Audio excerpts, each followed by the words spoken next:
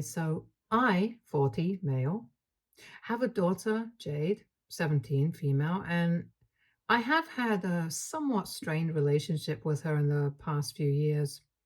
Jade's mom, my ex-wife, passed away 9 years ago. We had been high school sweethearts and had married right out of college, but after that, things got rough between us, and we had already been divorced for 2 years when she passed away from a seizure in her sleep. At the time, she had been splitting her time and living with both of us for half the month. And unfortunately, when she passed away, Jade had been staying with her. And I think something just snapped inside my daughter the day that it happened. Since then, she has never been the same. And she's even been diagnosed with clinical depression because she went into shock the day that her mother died. She and her mom had always been very close, so I was not surprised that it happened, but it pained me to see her like this. She used to be a cheerful, fun loving kid, but after her mom passed away, she shut everybody out and got really irritable if anybody tried to talk to her. And sometimes I would even see her talking to herself and stuff like that. So I had to take her to a psychiatrist, and they told us that she had depression and had developed severe anxiety, which was why she was not even able to sleep at night. So they prescribed her a bunch of meds, and I made her have her medicines religiously, no matter how much she protested and insisted that she did not need any of this and that she was just fine. I was grieving the loss of my ex-wife, and I did not want anything bad to happen to my daughter. So for the next couple of years, I was completely devoted to taking care of her and making sure that she was fine. And within a few years, she got better and was back to normal again. I was so happy for her, and I thought that maybe I could finally go back to living life because by then I had made my peace with my ex-wife passing away as well. I did not exactly start actively dating, but one of my friends told me about his cousin who had called me after she had seen me at his wedding back then. And he gave her my number after I said that I was fine with it and started talking. And that woman is now my wife, Carol, 36, female. Initially, we would only speak to each other by text and occasionally flirt with each other. I had been very upfront about what had happened in my life and how my priority was always going to be my daughter, and she seemed to be fine with it. After 3 months of just texting each other, we finally decided to meet and we went out on several dates afterwards. Finally, after almost 6 months of dating, I brought her home to introduce her to Jade, and I thought that she would be fine with it since she was doing much better. But unfortunately, Jade was very unhappy about this new relationship. She immediately made it very obvious that she was not happy since as soon as I introduced her to Carol and told her that this was somebody that I had been seeing, she made a face and told me that her mother was barely cold in the grave. And I had already started seeing other people. That was the first comment that she had made, and when I told her that it was not appropriate to say that when somebody was visiting us for the first time, she told me that she didn't care and went back to her room. Needless to say, the first meeting did not go pretty well, and after Carol left, I had to seriously reprimand Jade, but even then, she told me that she did not like Carol and she did not approve of our relationship, so she was going to continue behaving this way and was going to make sure that she did not last with me. We got into a huge fight that day, but eventually I had to make up with her because she's my daughter. Luckily, Carol was very understanding about all of this and told me that she could understand that Jade was going through a tough stage and she didn't take that kind of behavior to heart, but she would keep her distance from Jade from this point on, and I respected that. That was a really long time ago, and since then, Carol and I have been together. After dating for 4 years, we finally decided to get married, and now we have been married for almost 2 years, and we love each other. And honestly, the only person who had a problem with this relationship was Jade. She used to be really rude and impolite to Carol in the beginning and would make horrible remarks about her whenever she would come over in the initial stages of our relationship. But when I told her that I would ground her and take away her phone if she continued to do that, she started behaving herself a bit. But she would still shoot her nasty looks and constantly tell me that she hated her after every single visit. After we announced our engagement, she had another breakdown. We had a big fight where she accused me of betraying her and said that she was never going to speak to me again. But then we made up because we obviously had to, but she still refused to attend the wedding. So things have not been good, and I have had a lot of problems trying to balance my life and keeping both Jade and Carol happy. I'm just very thankful that Carol is such an understanding partner and she never takes offense at any of the things that Jade says because she's just that forgiving and kind hearted. Jade is just that difficult to be around, but for the past couple of years, she has mostly just kept her mouth shut and kept her problems with Carol to herself. She doesn't interact with her stepmom at all. And even though they live in the same house and have been for the past 4 years, they literally never speak to each other if they can help it. Carol does occasionally speak to her as politely as she can whenever she absolutely needs to, but Jade doesn't even look at her and pretends like she doesn't even exist. And I've made my peace with it. This is as good as it's going to get, and I can't help it. Now, almost a month ago, Carol and I threw a party to celebrate our 2 year anniversary. We invited a couple of our friends, family members, and some coworkers. And we were having the event at home, just like our first wedding anniversary. So Jade was there. On our first anniversary, Carol and I had a similar party, but Jade had refused to be part of it and had gone over to a friend's house. But this time she decided to stay. I was kind of skeptical about having her there for the event, and in the end, she proved that I was right to doubt her intentions. Once all the guests had arrived, everybody was socializing and drinking and having a lot of fun. And then all of a sudden, Jade announced that she wanted to make a speech in our honor. Carol and I were shocked, and so was everybody else, because I think pretty much everyone knew that Jade did not like my wife, and she had proven it once and for all when she refused to attend my wedding. So for her to announce that she wanted to make a speech, I instantly realized that this could not be something good. I tried to laugh it off and told her that it would not be necessary, but she insisted on it. And eventually, we did not want to create a scene, and so we decided to give her a chance, and I still regret that. She first talked about how she had never had a good relationship with Carol, and we all knew that anyway, so it was not a surprise. But when she said that she wanted to work on that and build a relationship with her, we were all kind of taken aback. But I was still feeling like there was something more to come. I tried to get her to rush through her speech, but she took her own sweet time, and eventually she announced that the reason she wanted to work on her relationship with Carol was because she knew that she was always going to be an only child, and she really wanted the inheritance. But since I was literally under Carol's thumb, she wanted to make sure that she did not end up losing out on anything because of her bad relationship with Carol. Then she went on to elaborate on the only child comment, saying that she was just lucky that Carol was never going to be able to have any children of her own since she had recently found out that she was infertile. And then she thanked Carol for making sure that she would not have any competition and ended her speech. And then she went into her room, leaving all of us shocked by what she had just done. It's true, a few months ago, Carol had found out that she was infertile. We had been actively trying to get pregnant for almost a year, but did not have any success. So we decided to get ourselves tested and found out that she was infertile. In a way, we counted ourselves lucky because she was past 35, so it might have been risky for her as well. But even then, she was very upset because she really wanted to have a child, and so did I. But we made our peace with it and have been trying to get over it. We never bothered to hide it or be secretive about it when we were around Jade, so she had been aware that last year Carol had been very upset around the end of the year because she had found out this devastating news.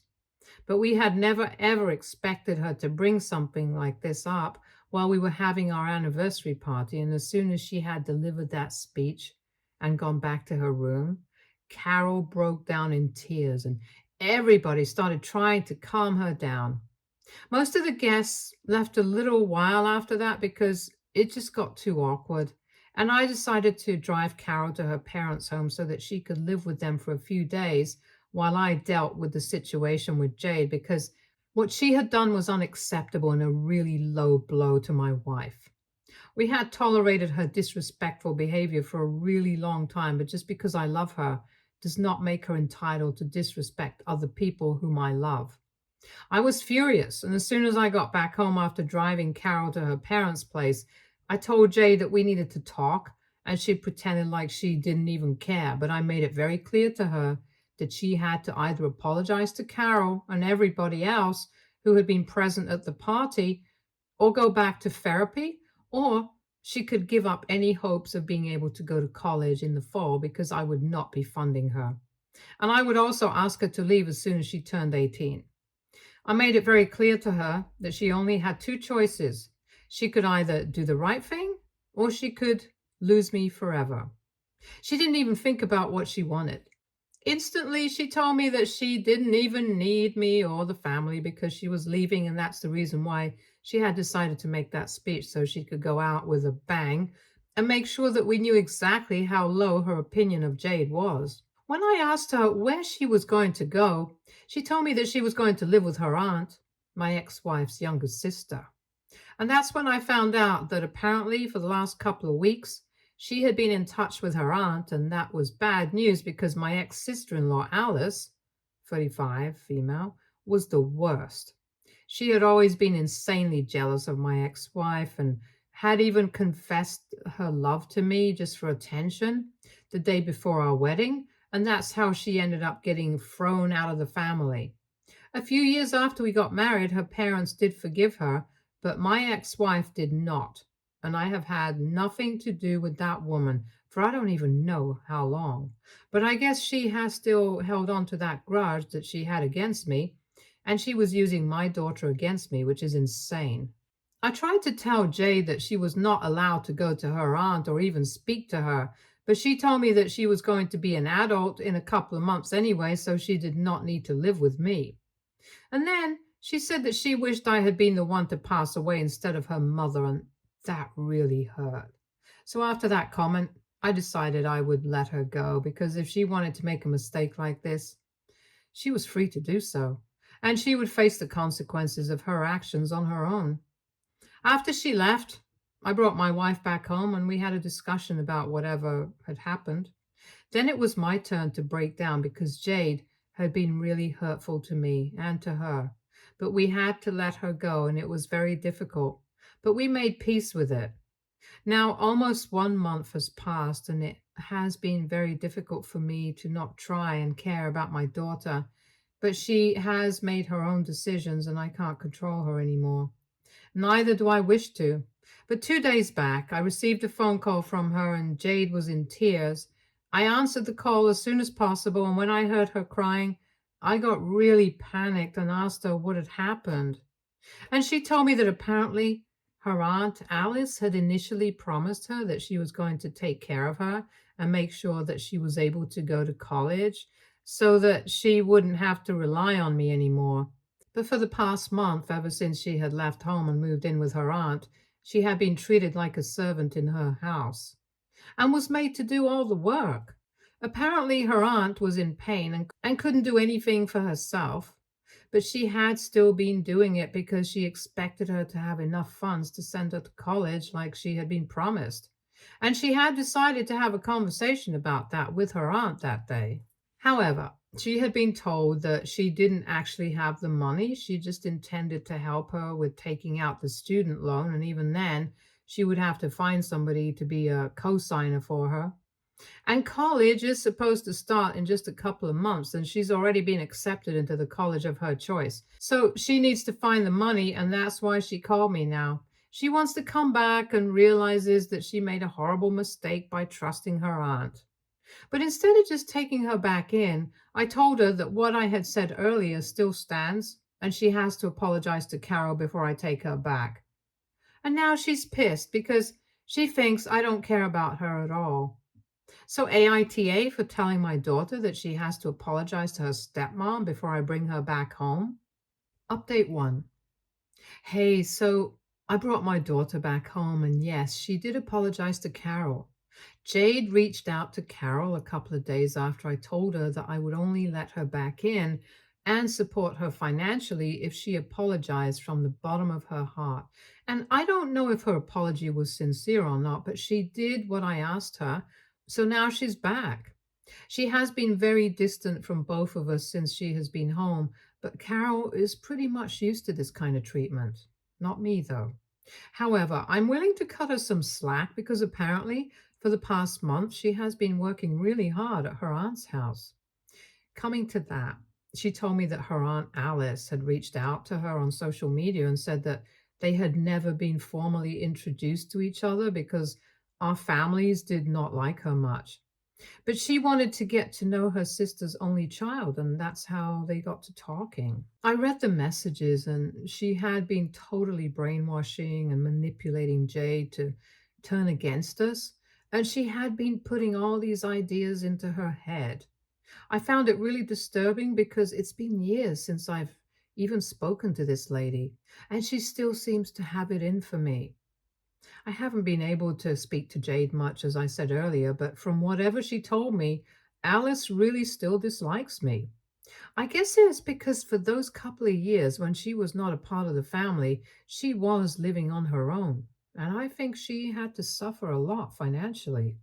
She was never able to go to college, and by the time her family started speaking to her again, she already had a job and she didn't feel like rejoining college. So she just stuck to working. And now, since she doesn't have a degree, her options are pretty limited, and I guess she holds me responsible for it. Even though it's really not my fault. She was in her mid 20s when her family started speaking to her again, so she could have easily made the choice of going to college and getting a degree, but she chose not to. I don't think that's my fault. And I don't think it's my fault that her family cut her off. It was because of her own behavior that it happened. Anyway, that's all I got out of Jade, and I'm just glad that she's back now. Even though she's keeping to herself, I know that she feels really bad about whatever has happened. And I know that she's going to try and be better in the future. I can just feel it. Some people are going to criticize my choice of letting her back into the family, but she's my daughter. I can't let her go. And honestly, not even Carol seems to have a problem with it because I knew that if she did, she would have communicated that to me. We know that she's a troubled kid and she has agreed to go back to therapy. So we're hoping that it's going to help her. And even when she goes away to college, she has agreed to continue the therapy sessions on video calls. As for the college funds, because of her behavior, I have told her that I'm going to pay for the last few semesters, but for the first few, she's going to have to figure out where herself. And she was very cool about it. She said that she accepted that decision since she knew she had been horrible to deal with in the past, and it was a fair punishment. So she's going to have to either take out a loan or work through college like everybody else. But if her behavior improves and she's able to fix her relationship with us, I'm going to take care of the last couple of semesters. I think it's a fair deal and she's already accepted it. Now, all we have to do is wait and watch if she's actually going to be better now or if it's all talk. Update 2.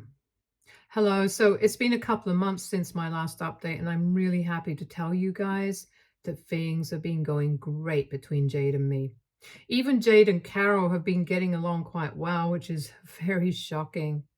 A couple of weeks after I posted that last update and Jade had returned home, things started getting better because Jade started putting more effort into speaking to us. For the first couple of weeks she came back, she was very distant and did not speak to anybody properly.